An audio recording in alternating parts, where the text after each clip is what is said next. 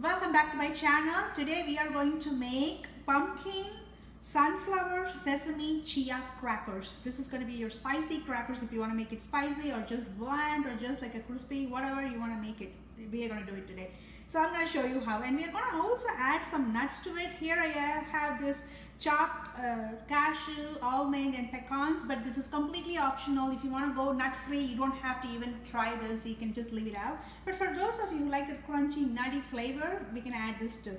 So I'm going to show what I have done prior to this recipe making. I have went ahead and poured some water on my chia seeds, and right now, as you can see, after 10 minutes, it's really thick. So I'm going to go ahead and add some water to it so we can have nice dough here. So I'm just going to put it in my bowl right here.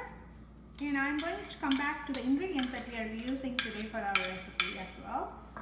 So over here I have chopped raw pumpkin seeds and raw sunflower seeds. And I'm going to pour it in. You can add any amount, but this is just 2 cups. And then I have roasted sesame seeds. This is also optional if you don't want to use sesame seeds, but this is half a cup. And then I'm going to give it a stir.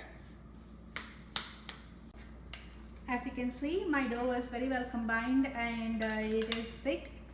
At this point, I'm going to add garlic salt or garlic powder. So we have that kind of a spice and a salty flavor to it.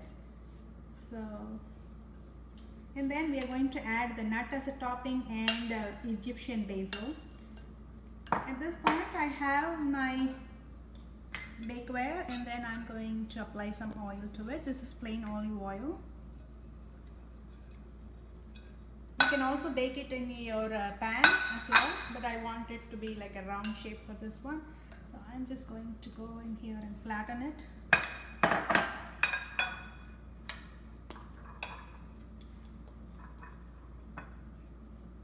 If you want really thin crackers, you can use it in a rectangle pan.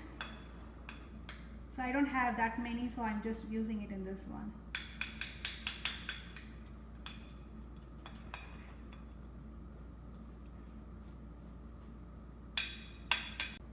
I wanted to let you all know that one of the mistakes that I have made in the past is like I will pour the whole batter in a round bowl. I did it on purpose to show you, because when you do it, it's going to form like this heavy thickness, and it may not be fully done, and you may want to keep it in the oven for a long time, and you want to flip it and redo it again. So this is a lot of mess. So what I would recommend is I have taken half out. If you have to do a round bowl, just make sure it's a limited consistency and limited amount of dough. So I'm just doing a very thin shape right now because I have taken most of them out. So, and I will show you on the bottom of the bowl how thin it has to be, and I'm going to take a little bit more sugar and spread it towards the sides, and make sure there are no holes, because it's going to burn your cracker if there are holes. Make sure they're very evenly spread across. So I'm taking even more because I need to show you all this, because this is a very common mistake people make, and they don't get the cracker kind of taste when they finally make it. It looks like a digestive biscuit, and most of the people don't like that way. So it is well spread. It is ready. So I'm going to flip it and show you the consistency. So this is all the thickness it can get. So that way when you cut it and when you form your shape, it's really nice. So I am going to show you guys how I cut it. You have to go slowly. You don't want to separate the dough, but we are just cutting it. So you can make any shape, and like I covered in the other video, you can also bake it and then take it out, and then you can crack it according to your sizes. So now it's ready, and it is getting ready to go into the oven for 350 degrees for 15 to 20 minutes. And as a code of law, you guys have to check it every now and then so it doesn't get burnt. See you in a bit. Alright, it's been 5 minutes in the oven. The reason I took it out is to do my toppings. For this kind of seed crackers, it is better that you half bake it or a quarter bake it and then bring it back. So I'm going to use my Egyptian basil over here.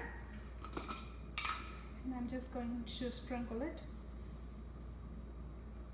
Maybe quarter to 1 teaspoon.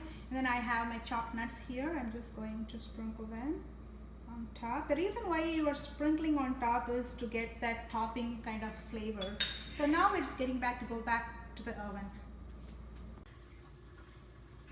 This is our pumpkin sunflower flaxseed crackers with almond and other nuts on top. And you see the dark brown in there, that is just the roasted nuts. I like it that way. If you don't want that kind of dark, you guys can take it a little bit sooner, and you have to flip it also.